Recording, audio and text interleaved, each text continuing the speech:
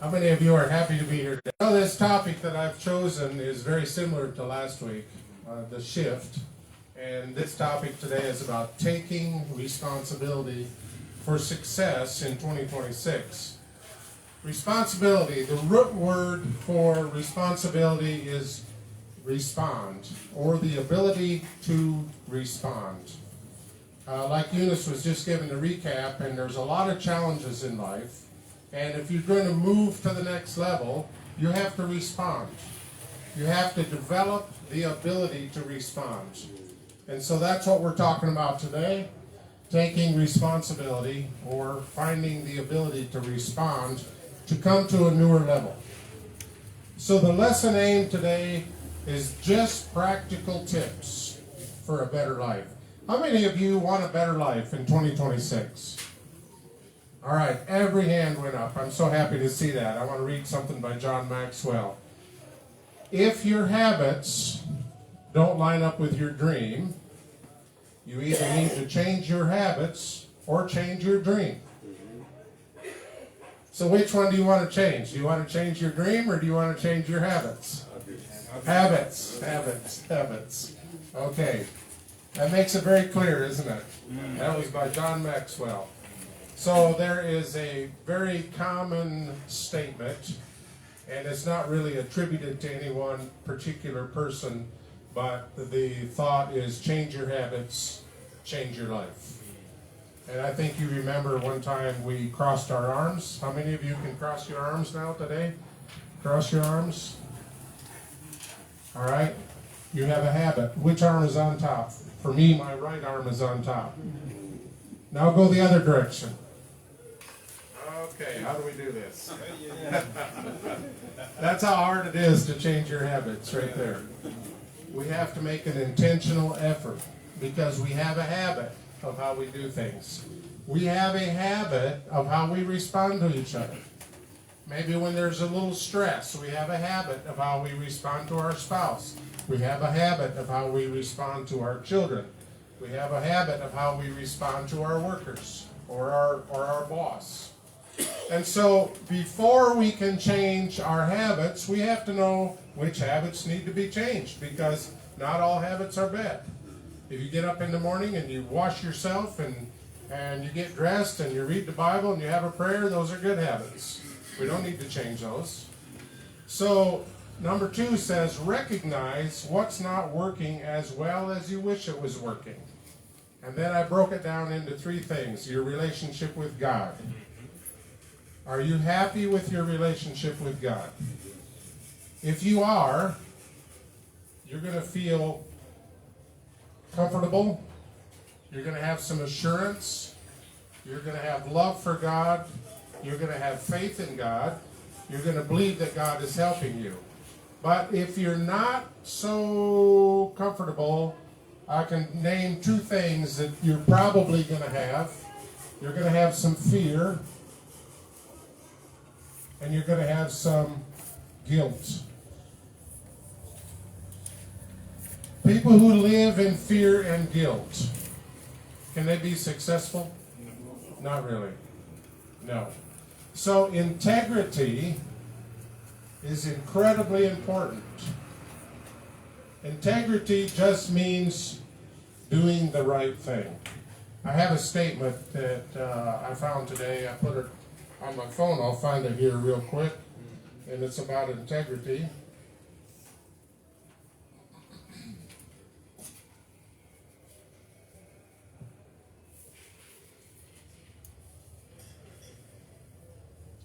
Whosoever walks in integrity walks securely, but he who makes his ways crooked will be found out.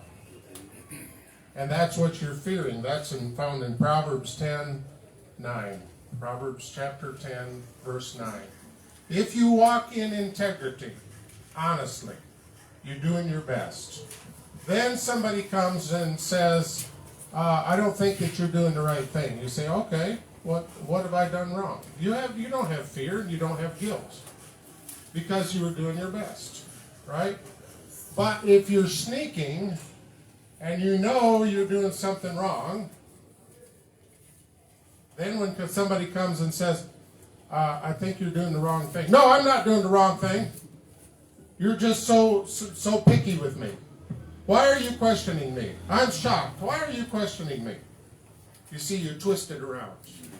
But if you're doing the right thing and you say, oh, I'm doing the wrong thing, you mean I could do something better? Yes, there's a better way to do this.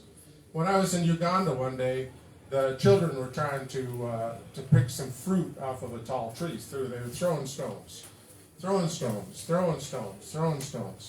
And once in a while they could hit the fruit. Sometimes it fell, sometimes it didn't. So I happened to see a long stick there, and I went over to the fence and I found a piece of wire, and I made a hook for them. I put the wire around that stick and made a hook. And then I showed them, you just reach up and you do like that. You click it like that. So, did they have fear or guilt because they were throwing stones? No, they were doing the best they knew how.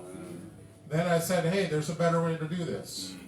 But if you're sneaking, you're doing the wrong thing, you're going to have fear and you're going to have guilt. Okay, we already know from past experience that when you have guilt and fear, you're at the bottom of the energy scale. So if you have a habit of sneaking, change that habit. Because you're not going to go far in life. Your energy's not going to come up. Like Eunice told us about vision, you're not going to be able to accomplish what God has set out for you if you continue to live in guilt and fear. Okay, so our relationship with God, Romans 5. Do we have somebody here with the Bible? I don't know if Kipchum is here. Pastor Peter's here, he can read. Romans 8, 15 and 16. It says, so you have not received a spirit that makes you fearful slaves.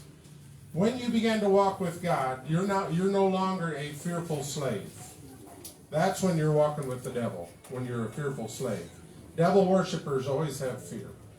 But when you walk with God, you're not a fearful slave. Instead, you become his children, his adopted children, and you receive God's Spirit when he adopted you as his own children. And now we call him Abba Father, or Abba could mean Daddy. We say, Daddy, can you help me? Daddy, I love you. Daddy, I need you. I feel lonely. Verse 16, for his Spirit joins with our spirit to affirm that we are God's children. If you feel guilt or fear, you can either live that way and stay stuck, or take responsibility and grow. So if you don't have that confidence in your life that you're the child of God, figure out why. Maybe you're sneaking, maybe you're doing something wrong, or maybe it's somebody who has authority over you who's always condemning you. They're saying, oh, you're not doing good enough, I think there's an evil spirit in your house. I think that you need some deliverance. And so you're confused. And so you have to learn which voices to listen to. But John 3:16, everybody knows John 3:16. For God so loved the world, he gave his only begotten Son, that whosoever believeth in him will not perish but have an everlasting life. Now, number 17, people don't know so well. And it says, Jesus said, I didn't come to condemn the world, I came to save the world. So if there's a voice that's condemning you, that one's not from Jesus. They're saying, well, we don't know exactly what the problem is here, but there's something not working. We think you have an evil spirit. We think you need deliverance. And this is real. This happens. There's certain churches who practice that, and they're in the lower energy zone, and they're causing anxiety, and they're causing despair, they're causing humiliation, and they're not giving any hope. Why do they do that? Because they're using intimidation and manipulation with the intent to dominate. That's witchcraft. So if you have a good relationship with God, your spirit will connect with his spirit. And the way you can know that is, like Eunice said, you'll get an inspiration.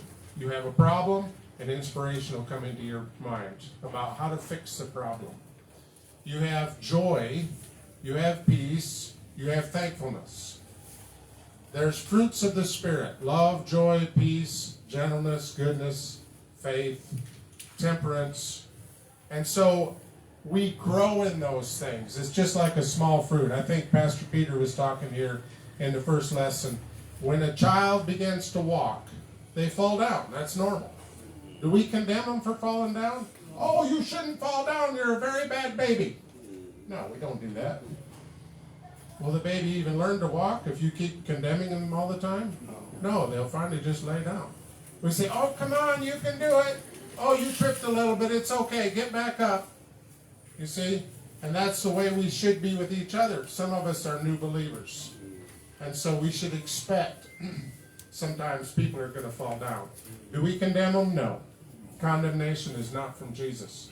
So when you have that affirmation is the higher energy zone. It's right here, affirmation. It's when you begin to have courage, you begin to walk in faith, you begin to feel affirmation from God. You begin to see that life is feasible. Your view of God is permitting me, and the process of life is the process of empowerment. And that's what we want for 2026. We want you to become more empowered. And by leaving off the sneaky things, letting go of the past pains, letting go of the past disappointments. You know, somebody the other day was complaining to me, and this is kind of funny, and I just did like this. And they knew what I meant. They said, I didn't even have to say anything. I just went, let it go. And he said, but there's still 4 remaining. He was struggling to let it go, but I think he let it go, and then he found peace. So anyway, when we have that affirmation from God, we let go of our guilt. Maybe somebody has condemned you. Maybe your mom has condemned you. There are people that way. They grow up in a very troubled home. Mom is busy, and she's stressed, and why didn't you pick up your room? You're such a terrible person. And you get that into your mind, you're a terrible person. And so you have to let that go. That's a bad habit of thinking about that way. Do you have those verses, Pastor Peter? Okay, I can read them in Kiswahili. Oh, you can read them, okay. Kwa kuwa hamkupokea tena roho ya utumwa iletayo hofu, bali mlipokea roho ya kufanywa wana, ambayo kwa hiyo twalia Abba, yani Baba. Roho mwenyewe hushuhudia pamoja na roho zetu na kuwa sisi ni watoto wa Mungu. Thank you. Okay, number 2, our relationship with people. Does everybody here have a perfect relationship with everybody? No, no one does. Now, we can do one of 2 things. We can blame the other person, or we can take responsibility for our part. So maybe the other person is what we would say has an aggressive temperament or disagreeable. There's agreeable people and there's disagreeable people, and then there's all the different levels between. Disagreeable people normally are in leadership positions because disagreeable people know what they want and they disagree with you until they get what they want. Okay? But the Bible tells us that we should respect our boss even if they're curlish or surly or disagreeable, because that's common. Agreeable people sometimes agree so much they don't even know for sure what they want. They just want peace. They don't want conflict. But if you're going to have a big goal, you have to be disagreeable to anything that separates you from the goal. You take like Noah, God gave him the vision of building the ark. And so could he listen to all the disagreeable people? No. He had to put that off. He had to disagree with their condemnation. I don't know if Noah was a disagreeable person or an agreeable person, Now Abraham, we can read into that story, Abraham was a little too agreeable. When he went into the foreign land and they started wanting his wife, then he pretended, she said, well, she's just my sister. You see, he didn't want to have a confrontation.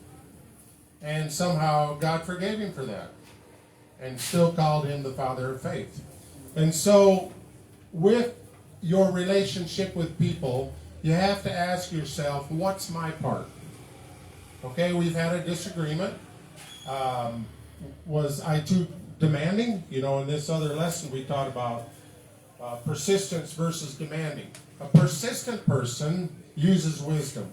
You know, if I want Mikasa to do something, I say, Mikasa, could you do this for me, please? And he forgets. And so the next day I come back and I said, is this something that you can do? Yeah, I can do it. I forgot. Okay, well, thank you. I'll appreciate it if you do that. But then somebody disturbs him in the community, and he doesn't have time. So I come back the next day, and I said, I don't mean to be demanding here, but, you know, I still need to have that done. Oh, yes, I'm so far. Sorry, let me go do that now. A demanding person says, I want you to go talk to that person. I want you to talk to that person right now. You need to go stop what you're doing and go talk to that person. You see the difference? Okay. And so so we stop being demanding with other people. We request. And especially in a marriage, that's very important. If you're demanding of your wife all the time, is she going to be happy with you? Not too much, is she? You've learned from experience, I think. Okay. So when we have a good relationship with people, we can know that we have a good relationship with God. And the reason I know that is 1 John 4:20. Whosoever claims to love God, yet hates a brother or sister, is a liar. For whoever does not love their brother or sister whom they have seen cannot love God whom they have not seen. Okay, let me give you a definition of hate. Hate simply means that you care less. Okay? Think careless. If you're careless with something, do you take care of it? No. If you hate someone, you don't care about, you care less about what they feel than what you feel. Hate doesn't necessarily mean that you want to kill someone. If I hate Mr. Salea, I care less about what he wants than what I want. And the Bible says to love your neighbor as yourself. You see, if we can learn to practice that in our relationships, I care about Mr. Salea, I care about Pastor James, I care about everybody as much as I care about myself. Do you see how those relationships will flourish? And so when we hate somebody, and there's different levels of hate, you might just care less about them a little bit, or you may care less about them a lot. I don't care what happens to this country. I don't care if people die. That's a high level of hate. But you see, it starts by caring less about the other person. It's not a win-win relationship. This podcast that I'm doing with my friend now, we talk about win-win relationships. If everybody would practice win-win relationships in this community, it would make a huge difference. In Kitale, in Kenya, in Africa, in the world. Can you imagine? Just that one principle would make a huge difference. And so we go back to that man that asked Jesus, what's the greatest commandment? And Jesus gave him two. He said, love your neighbor as you love yourself. Love God and love your neighbor. He said, on these two hang all the law and the prophets. So can you imagine, sometimes I've thought about it, when we get to the judgment, might be that's the only test. God said, did you love me? Yes, I did my best. How do I know that? Did you love your neighbor? Oh no, they were kind of stupid. Then how can you love me who you can't see when you can't love your neighbor who you can see? You see? So that's a big thing. When you love God and you love your neighbor as yourself. You love your spouse as yourself. You love your children as yourself. You don't want to make people feel bad. You want them to be honest, because if we're not honest, we don't have growth. So we point out mistakes, but we do it in a kind way. Number 3, how about your relationship with yourself? How's your relationship? Are you happy with who you are? Are you happy with the way God made you? Are you happy with your body size? Have you accepted that? Are you happy with your hair or your lack of hair? You know, when I'm in Uganda, I've learned to know several people in Achukadu, and one lady makes the sandals. Her name is Stella, and one lady sells us drugs. Her name is Benna, and then the lady around the corner does hairdressing, and I haven't found out her name yet, but I will eventually. And so, just to make a joke, I went and I said, "Now you fix hair, right?" Yeah, I fix hair. And you're good at it, right? Yeah, she said, "I'm really good at it." I said, "Could you add me some here?" Now it's just a joke, you know. So when we go by, we roll down the window and we say, "Yoga!" And they say, "Yoga no." And that's the greeting. And then I point at my head. And she just laughed. She said, No, I can't fix that one." Okay. But we have to accept that. You know, my grandfather didn't have any hair when he got married. He was bald. My mom said, "I never remember my father having hair." He was bald. So it's hereditary. Now, I can either fuss about it, and I can go and get the implants, and I can spend a lot of money and hope they don't get infection, or I can accept it and say, "Well, you know, my head's like heaven. There's no parting there." So anyway, we need to work at having empathy for ourselves. Do you know what empathy is? Empathy means that I feel bad when my wife feels bad. If she stumbles and falls and she's hurting, I have empathy for her. Okay, but do I have empathy for me when I stumble and fall? Or do I call myself stupid? Do I call myself clumsy? You see what I mean? So when you have empathy for yourself, you give yourself as much grace as you give the other person. So somebody comes up to speak and they make a mistake, and I say, "It's no big deal. They're still a good speaker. I'll listen to him next week. He made a small mistake, but so what?" But do you give yourself that grace? I made a mistake. Today I forgot to bring the cable, so Kibet had to run and get some batteries. It's not a big deal, right? Because if Pastor Peter forgot the cable, I wouldn't condemn him. I'd say, "Well, that sounds like something I'd do." So when you have empathy for yourself, can you accept how God created you? Can you accept your shape? Can you accept your talents? You know, the Bible talks about to different people he gave different talents. To one he gave 5, to one he gave 2, and to one he gave 1. Maybe you say, "I'm a 1-talent person." That's not the important thing. The important thing is that you use your talent. You don't go bury it just because, well, you say, "I can't do much, so let me just hide what I have." No, you use your talent. You know, Scott was asking me the other day on our podcast, he said, "What is the purpose of life?" And I said, number 1, this is Mark Twain now, the most important day of your life is the day you were born. Number 2 is the day you figure out why you were born. God created you for a reason. Have you found your reason yet? Or are you burying your talent somewhere because you say, "I can't do much"? When you learn to respond, when you develop the ability to respond, then when you see a need, you add value.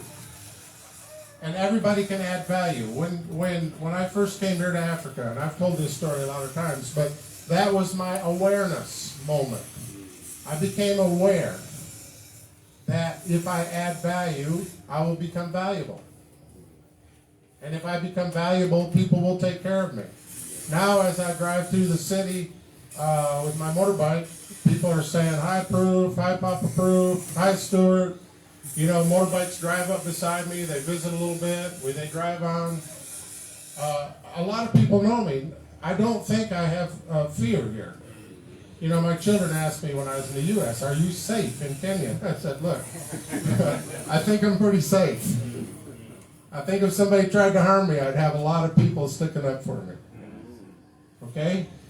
That's what you need to do. Develop that ability to add value.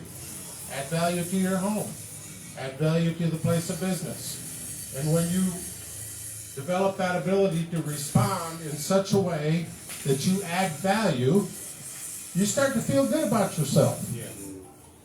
But if you're always the one hanging back, you're the one that's sneaking around doing sneaky things, do you feel good about yourself? No, you can't. And sometimes things happen that cause us, they're called triggers, trauma triggers. They cause us to trigger momentarily. And when that happens, we normally go into a trauma response. We have a negative feeling.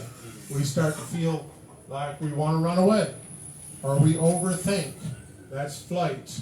We might want to fight. We have an outburst. Flight might be we just shut ourselves out. We turn the music up and try to forget. Freeze is you can't make a decision. You don't know what to do. Your mind is just like it's frozen. You don't know what to do. And then fawn is you go into people pleasing.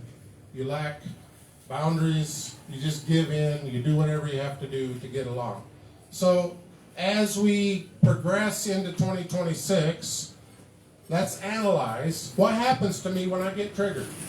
What happens to me when I feel bad? You can come in here and take a picture of this. And for me, I normally go into either flight or fight. I don't normally go into freeze or fawn. So I have to know that I'm going into fight or flight. Why? Because somebody said something or somebody did something.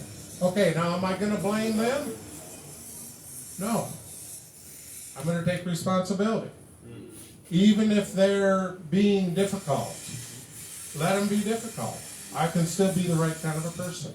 But that takes emotional maturity to be able to understand that. Because what? A large percentage of people, if they're not being successful in life, they say, well, my parents didn't help me out, they didn't do this, they didn't pay my school fees, or the government. We think the government should have helped us more. Okay? So you can either blame someone else or you can take responsibility for your own life, even though it's difficult.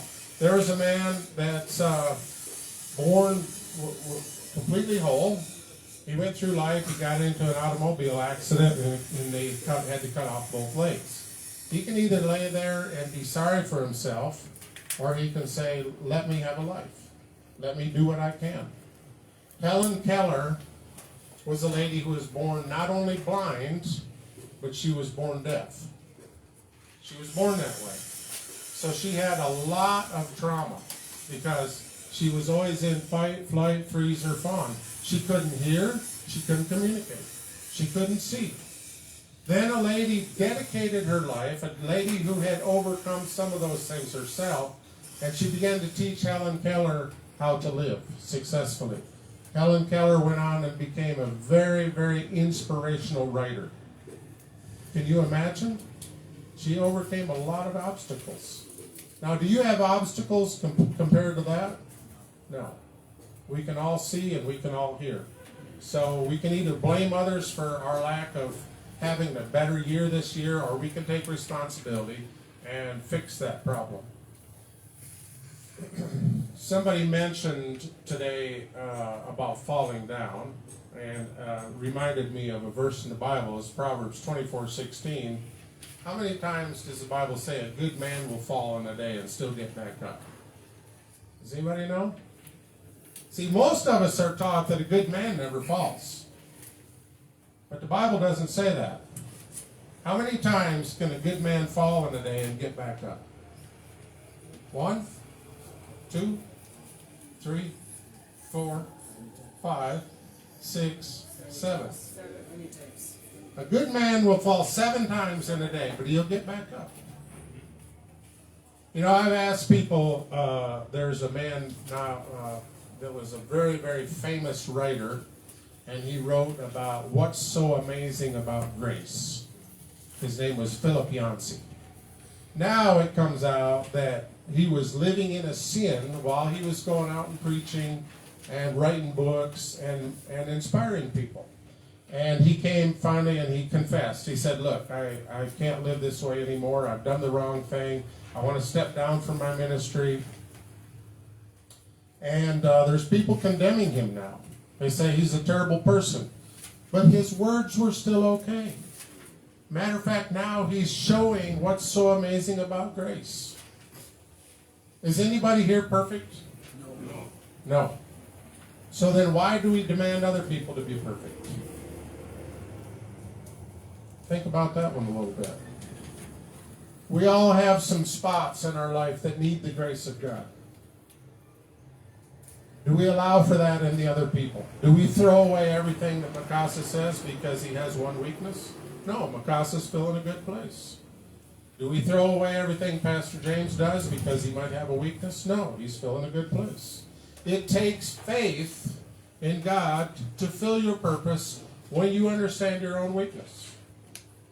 You say, God, I have this weakness, but I also have this goal or this purpose, like Eunice was telling us about, that I need to accomplish.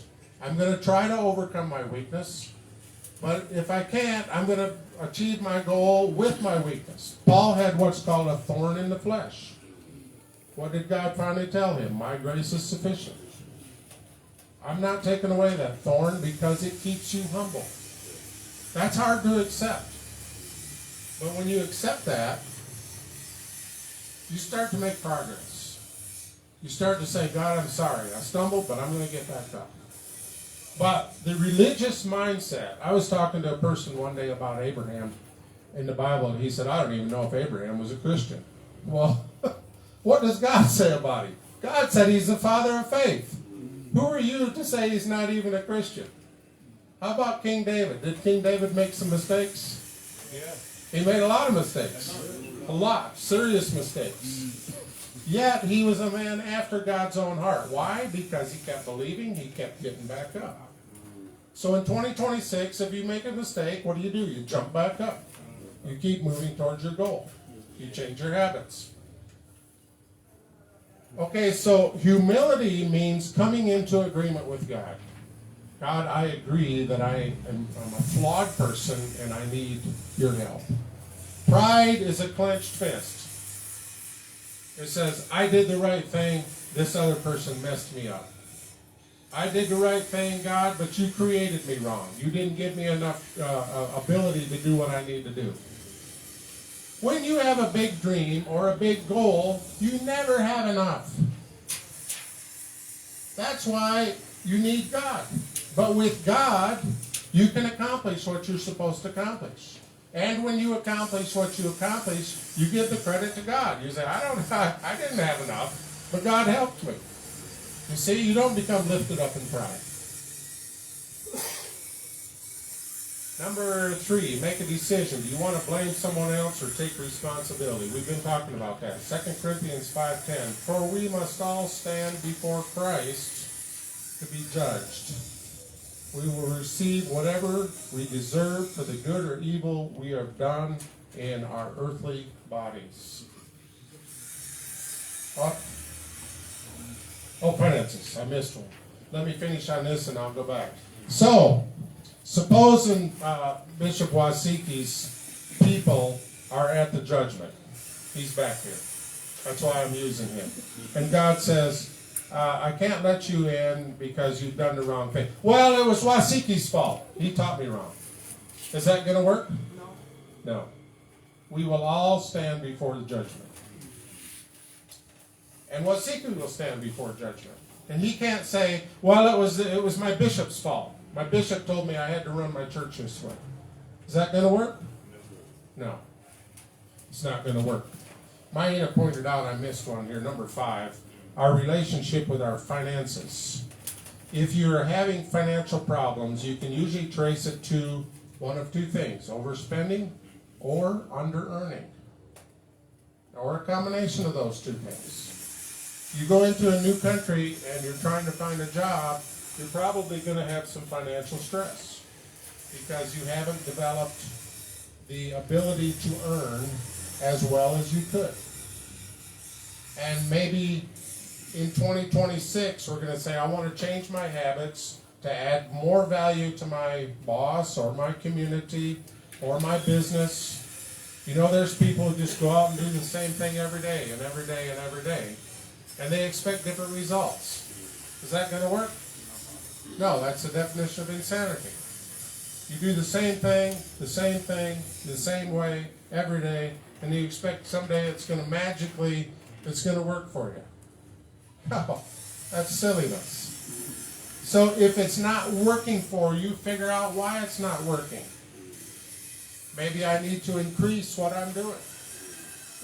Maybe I need to change what I'm doing. Maybe I need to start doing. Look at your habits. What are your habits? You like to sleep in bed a long time in the morning. Are you going to be successful? You like to drink a lot of alcohol. Spend your money on that. Are you going to be successful? You like to spend your money on things that are not bread. The Bible verse says here, Isaiah 55:2, why spend money on what is not bread, and your labor on what does not satisfy? Listen to me, and eat what is good, and you will delight in the richest of fare. So, analyze your life. Am I spending time doing things that bring in income, that I don't have enough money to pay my school fees? Maybe I like to play a certain game. You know, in Uganda we see them and they have this little game with the pebbles, where you move the pebbles around. And they're so fast that you can't even hardly keep up with it. They've memorized everything. They know if they pick up 7 pebbles, they're going to end up here. Before he's finished, the other guy's picking up pebbles and he's moving here. They can spend the whole day doing that. I don't know how they pay their land rent, their house rent. I think the wives work. And that might happen in Kenya too. So, why spend money for what isn't bread? We do it. We all do it. But if you're not paying your school fees and you're not paying your rent, maybe you need to stop doing some of it. Change your habits. And you change your habits, you'll change your life. Then we went to number 3. We've done that one. Number 4, changing your habits takes an intentional effort. Usually the pain of staying where I am has to get greater than the pain of uncertainty before we try something different. Have you ever noticed that? Pain is a big motivator. And really, before you're willing to change, most people, the pain of staying where I'm at has to get greater than the pain of changing. Because when you change, you're stepping into the unknown. But when you're stepping into the unknown with God, you're not really stepping into the unknown. You're stepping with God. But there's a statement that's made that's really made an impact in my life, or I've thought about it a lot. It says, people prefer the certainty of misery to the misery of uncertainty. And that's written by Virginia Satir. People, now think about it. Is there any misery in your life? How many of you have a little misery in your life right now? Okay? Now, be honest with me. Do you prefer that certainty of misery over the misery of uncertainty, of changing? Maybe. You don't want to change because you know how to handle this misery, right? Does that make sense? It does. So, the pain of staying where you're at has to get greater than the pain of moving. There has to be a motivator. Every action requires a motivation. So think about it. Am I going to continue to live in this pain? I'm 64 years old. For the next 20 years? Or am I going to do something about it? Maybe I'm going to step into the unknown. I'm going to ask God for inspiration. I'm going to say, I've got this problem. You know, a friend of mine in the U.S., when I was there, I noticed they had the blood pressure machine. And so I asked him, I said, will you take my blood pressure? And it was high. And so I bought the blood pressure cuff, and now I'm doing some things. I'm changing my habits. I'm changing how I live. And my blood pressure is coming down. And so I'm teaching other people. Because I don't want the pain of what high blood pressure is going to do to me. I could have a heart attack, or I could have a stroke. I can have headaches. I can have other physical problems. So I have to change my habits. Why? Because I'm motivated. I want to continue to have my independence. I don't want to have a stroke and not be able to ride my motorbike and drive my car and do a lot of other things. I want to continue to be independent. So I have to watch my diet. I eat a little less now. I'm trying to lose a few kgs. I'm exercising. I've been splitting wood, cutting wood for the restaurant the last few days. Sometimes I go swimming. You see? Because I have a goal. I want to have a healthy body. So that's how it is. It's not easy to change your habits. But there's a reward. Number 5, are you willing to ask questions? Most of our problems stem from wrong beliefs. A wrong belief is to find out to find out why you do what you do, you have to ask, what do I believe? Do I believe that more money is going to bring me happiness? That might be motivating you to do things that aren't right. Do I believe that always getting my way is going to bring me peace in my home? No. We learn that. We have to compromise. We have to adjust, especially in a foreign country. And for Eunice, she has to adjust to being married to a Mzungu. It's not easy because we think different. And so she has to give in a little, I have to give in a little if we're going to have peace. If I hang on to my culture and she hangs on to her culture, what's going to happen?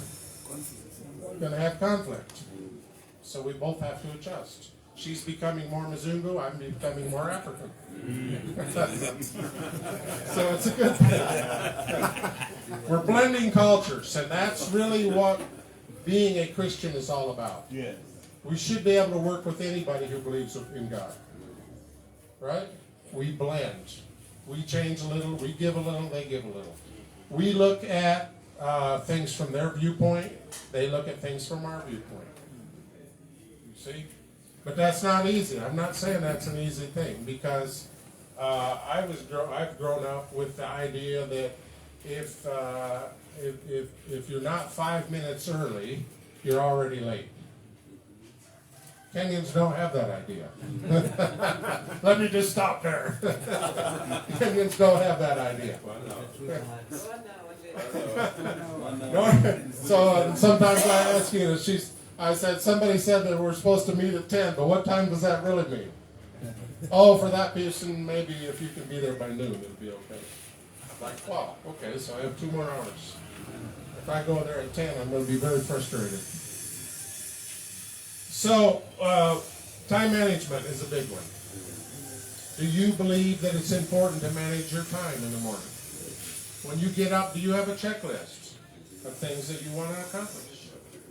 And you allocate so much time. We talked about this in the other lesson that somebody gave. You say at the end of the day, you say, okay, I got this job done, and I got this one done, and then I got distracted because somebody came and they wanted to have tea. So you have to add that one now to your next day's list. Or you have to leave it. Maybe next day is full. You have to decide what's more important, spending an hour having tea with my friend or getting my work done so that I can pay my rent. That's the hard, cold facts of life. There's no easy solution. There's no easy life. And we all came from the same place, from a baby who doesn't know anything. So some people you can see have disciplined themselves a lot. Some people are very, very undisciplined. They just want an easy life. They want somebody to hand it out to them. But let me tell you what happens. If you find someone who hands it out to you, you become their slave. And that's the same way with the government. If you think the government is going to hand everything to you, then when they stop handing to you, you have to do what they want you to do. And you may not want to do that. You find somebody that gives you a free house. You say, and Carol D. Winter just told me, he said, when somebody gives you something for free, you are the product. You become the product. So somebody gives you a house for free to rent, to live in. They say, don't pay any rent, well, you can just do some small favors for me sometimes. But sometimes those favors are not things that you want to do. They're maybe immoral. They're maybe harmful to your health. So when something is free, you become the product. There's no free lunch. There's no free lunch. If the government gives you a free life, health care and food and housing, you become their slave. You do what they tell you to do. Or they pull this back. Does that make sense? Yeah. Take responsibility for your own life, and you will have authority over your own life. You will have authority to decide what I want to eat today. You'll have authority to say what I want to wear today, because I've earned my money. But if somebody's given it to you, do you have authority? No. The government says you can wear this t-shirt that says I'm stupid. You say, okay, what can I do? I don't have any shirts. Sorry for interruption. Yes. If God gave me life for free, so I'm obliged to be obedient to God. That's the best way. When you fill your purpose that God created you for, then you feel fulfillment, and it brings glory to God. So I should be enslaved to God, not to anyone. A slave to God, absolutely. In the Bible, it talks about the man who went up to the doorpost like this, and he put a awl in his ear. He poked a hole in his ear. That was a sign that I'm a slave to God. I have chosen, because let me tell you something. You're either going to be a slave to God or you're going to be a slave to Satan. Our vessel is whatever it's full of. I've talked with my pastor in the U.S. a lot, and I said, you know, I'm at the point now where I don't even control my own life. And he said, yes, because you've chosen to be a slave to God. I said, I didn't choose to start Proof. God chose it. But because I am a slave to God, I do what he wants me to do. Now, had I decided back there to be a slave to Satan by rejecting God, now you're doing things like walking down the street half naked or dirty or getting beat up because you said, God, I'm going to do it my way. I'm not going to surrender to you. You see the difference? So the best thing I can do is to be enslaved to God. Amen. Surrender to God. Surrender to God. Give up your will to God. What about our beliefs about people skills? Do we think that's important, to have good people skills? Become someone that people know, like, and trust. I'm going to write it down on the board. Become some people, the person that people know. How do you become someone that people know? Do you have any ideas? I was in a restaurant the other day. It was a new waiter there. I said, what's your name? She says, Deborah. She said, what's your name? Stuart. Now we know each other. So you introduce yourself to people. You go up and shake hands. Hi, how are you? I've seen you with my friend, but I didn't get your name. What's your name? He gives you his name, or she gives you their name. You give them your name. You become the person that people know. When you have a specific training and you don't have a job, you can go to all these businesses. You say, hi, I'm so-and-so. I've been trained for this job. If you ever need someone, I'm here. This is my phone number. Every day you go to 10 businesses. It won't take you very long to get a job, will it? Because then maybe this person doesn't need you, but somebody else says, I need someone with these skills. Hey, you know what? There was a young guy or a young lady here yesterday. What was their name? I've got it written down here. Somebody, they gave me a card. Yeah, here it is. Here's their name and here's their number. Call them. You see? Become somebody that people know, like. Why do you like people? Mr. Saleha, why do you like someone? Because he's the creator of God. No, because they make you feel nice. It's just that simple. It's that simple. There are those who cannot make you feel nice. There's people who cannot make you feel nice. But because they are the creation of God. They're what? The deed is doing The deeds. So good, okay, so that's a good point. Do good deeds. good deeds. All right? Now, the last one, trust. Become the person that people know, like, and trust. Why are they going to trust you? Because you're honest. You're honest. We can put a whole list here. You're honest. You're trustworthy.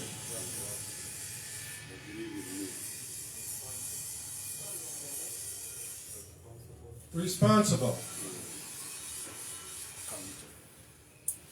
Accountable.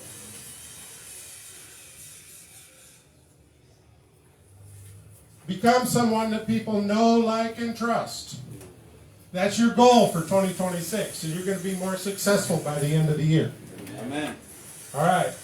Now, do you believe that you should invest in yourself? Obviously, you all believe that because you've taken time out of your Saturday morning to come here. Yeah. But think about the hundreds of people who didn't come here. Do they believe it's important to invest in yourself? No. Are they going to have growth in 2026? No.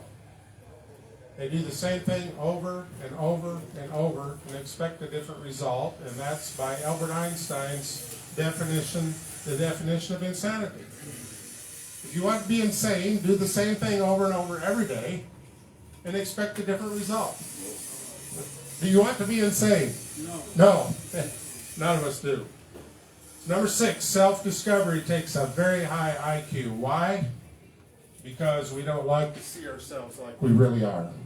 We don't want to admit our mistakes. It makes us feel bad. Okay? Then we go into the idea of people do what they do because of how they feel. Number 1 is always feel. People do what they do because of what they believe. People do what they do because of what they value. And then the last one, people do what they do because of feedback. But feedback, if you have a low emotional quotation, if you're not mature emotionally, feedback makes you feel bad. So what do? You reject the feedback. How are you going to improve if you don't accept feedback? Can you improve if you don't accept feedback? No. So you start, the biggest thing is, where do I stand with God? If God accepts me, and I have affirmation from God because I'm doing the right thing, then I naturally want to improve. I want to please Daddy, Abba Father. I want to help him build his kingdom on earth. Okay? When you have that mindset, you have that affirmation, somebody gives you feedback that's negative, you say, just let me improve. Now, your initial response is always going to be negative because everything that comes into your mind goes through the emotional side of your brain first before it gets to the logical side. But then when you stop and think about it, you say, the feedback was good. I felt bad, but the feedback was good. Let me make an adjustment. Let me change. That begins to mean you have emotional intelligence. You've grown from the baby stage. The baby can't do that. The young child can't do that. But as adults, we can. We can take feedback from each other. So we invest in ourselves by surrounding ourselves with good people, like Eunice said, by listening to good things, by reading the Bible, by reading books that are helpful. Number 6, self-discovery takes a high EQ. Number 7, self-discovery is the process of gaining a deeper understanding of who you truly are, your values, beliefs, emotions, strengths, desires, motivations, and identity. Everybody here has to have an identity.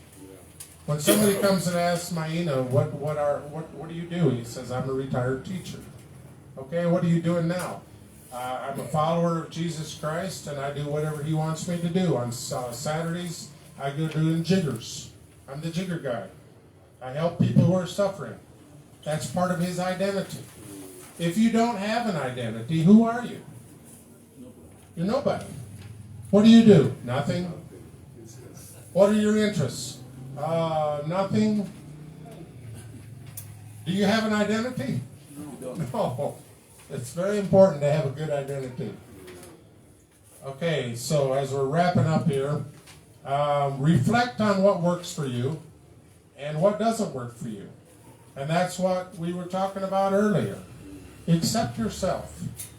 You try to do something, like Eunice maybe, she talked about having realistic goals, and we were talking about it at our home, and I said, it's not a realistic goal for you to think you're going to become the President of the United States. That can't happen. Accept it. She wasn't born in the U.S. She doesn't know the Constitution of the U.S. yet. She probably will if she becomes a citizen. And so, accept what you can do and what you can't do. And so, as we think about 2026 here, reflect on what works for you and what doesn't, and then thank God for what works. Thank you, God. I've got this gift. Help me to expand it. And ask Him for insight on how to improve what doesn't work. Now, there's some things that we can make a correction. You know, there's been jobs that people want me to do, and I say, I just can't do that. They said, yeah, you can, with time. You can learn how to do this. And so you just have to buckle down. You have to do it. I don't really care for bookwork, and I don't care for technology, but I've had to learn how to do it, a lot of it. And so you just discipline yourself. You take the time. You learn how to operate your phone. You learn how to fix the problems. Then you go to the next thing. You learn how to do YouTubes. And the first ones weren't very good. You just have to accept that. Whenever you do something new, it's not going to be good. You already know that. Because if you start playing a keyboard, were you good the first time you put your fingers on it? No. Do you give up? No. You keep trying. And so then, in conclusion, this is where it comes into the practical. Pick one area of your life that needs improving and start to make intentional changes. Pick one area of your life that needs improving. Can anybody think of one area of your life? Yes, I see some hands. Can you think of a way to improve it? Start there. May God bless you. Amen.